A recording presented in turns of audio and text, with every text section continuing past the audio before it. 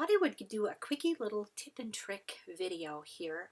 I did a video showing this card assembly, but I have a couple little things here. As I'm cutting, I noticed that I've got some little fringes on the sides of my cardstock.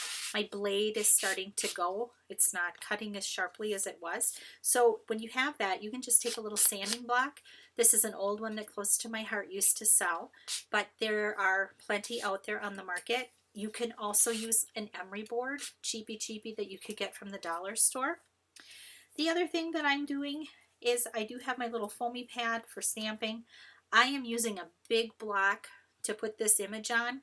It would fit on this block, and it does fit on there just so.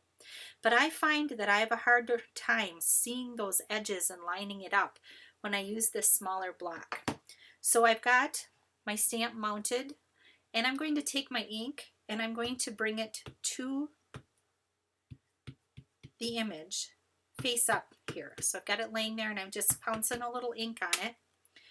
And then I can pick up the whole block, and now I can see the edges of my paper through the block because this block is so much bigger. You set it down, don't wiggle it around, just give it a little pressure, and you pick it up. A lot of times that image will come with you, but you pick it up and it does stamp nicely like that. So those are a couple of tricks for dealing with an image like this that maybe you need to put on a big block. Getting rid of those little extra little pieces of fuzzy that end up on the side when your blade is dull. I know we all have these problems, and I thought you'd like to see how I handle those. Thank you so much for stopping by. Have a blessed, crafty day, and I'll see you.